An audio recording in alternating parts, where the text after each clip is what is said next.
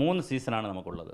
June മുതൽ August September വരെ പോകുന്നൊരു കാലവർഷം, പിന്നെ നവംബർ ഡിസംബർ മാസങ്ങളിലൊക്കെ ഒക്ടോബർ പകുതി തുടങ്ങിക്കഴിഞ്ഞ് തുലാവർഷം, തുലാമാസത്തിൽ തുടങ്ങുന്ന തുലാവർഷം, പിന്നെ വേനൽ മഴ.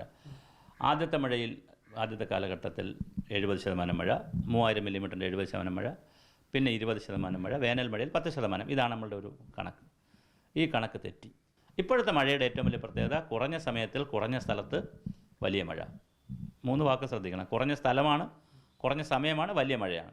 കുമുലോനിംബസ് മേഘങ്ങളാണ് ഇപ്പോൾ കാണുന്ന മഴ. അതൊരു 7-8 കിലോമീറ്റർ ഉയരങ്ങളിൽ പോയിട്ട് അവിടെ നിന്ന് മഴ പെയ്തുകൊണ്ടിരുന്നു. പക്ഷേ ഇപ്പോൾ അതൊരു 15 കിലോമീറ്റർ ഉയരത്തിലേക്ക് പോകുന്നുണ്ട്. എന്ന് പറഞ്ഞാൽ കുറച്ചുകൂടെ പൊക്കത്തിലേക്ക് പോവുകയാണ്.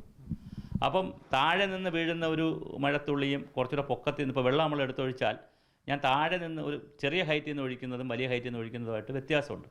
അപ്പോൾ ഹൈറ്റ് കൂടിയ മേഘങ്ങളുടെ രൂപത്തിലേക്ക് കുമുലോനിംബസ് മേഘങ്ങൾ മാറിയിട്ടുണ്ട്. ഈ കുമുലോനിംബസ് ക്ലൗഡ്സുകൾ 7-8 കിലോമീറ്ററിനകത്ത് നിന്നത് 10-15 കിലോമീറ്റർ ഉയരത്തിലേക്ക് മാറി. 1.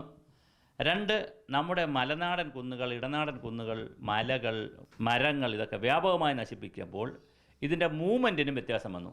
ഈ മഴക്കാറ്റുകളുടെ മൂവ്മെൻറ്റിനും വ്യത്യാസം വന്നു. പെട്ടെന്ന് നീരാവിയാവുന്നു, അതിനേക്കാൾ വേഗത്തിൽ അത് സഞ്ചരിക്കുന്നതിനേക്കാൾ വേഗത്തിൽ അത് മലകളിൽ തട്ടുന്നു, തട്ടിയാൽ അത് ഉയർന്നു താഴേക്ക് വരുന്നു, ഉടൻ തന്നെ മഴ വരുന്നു. പെയ്ത് വന്നാലോ അത് പിടിച്ചു നിർത്താൻ എന്തില്ല, സംവിധാനമില്ല.